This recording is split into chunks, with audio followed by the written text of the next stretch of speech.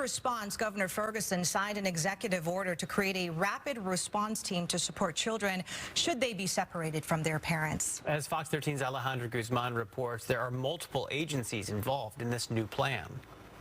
This is a team effort. DCYF, Washington State Patrol, the Office of Refugee and Immigrant Assistance, the Attorney General, and of course Bob Ferguson's office are all going to be working on this collaboratively with the Superintendent of Public Instruction, Chris Rakedahl, and local school districts to minimize the disruption students face. More importantly, the trauma when they're separated from loved ones. On a bigger scale, though, the focus is, of course, to be a blueprint for the rest of the country and show them how to protect our immigrant communities.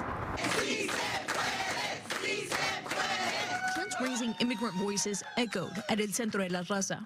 Keep families together! Keep families together!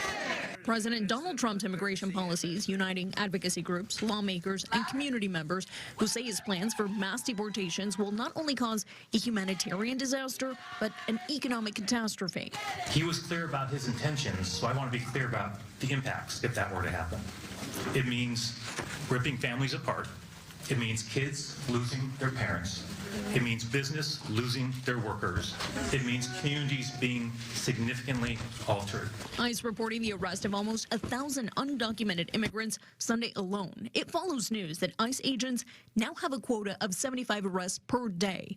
Fear and anxiety have plagued the migrant community. We are afraid. We are not going out since last week. Some trying to shield from Trump's mass deportations or avoiding school and work. Her voice shakes. As an immigrant, she fears sharing even basic details. Still, she says, our children shouldn't have to go through the trauma of being afraid to go to school because of the possibility that their families might be separated. The goal of this team is to address the harms caused by President Trump's immigration enforcement policies. Governor Bob Ferguson signing a new executive order to create a rapid response team within DCYF to ensure kids who are separated from their parents have someone to care for them and have uninterrupted access to education. And I just want families to know and to feel rest assured that if that happens, your child will be safe, will be cared for, and will be loved here in Washington State.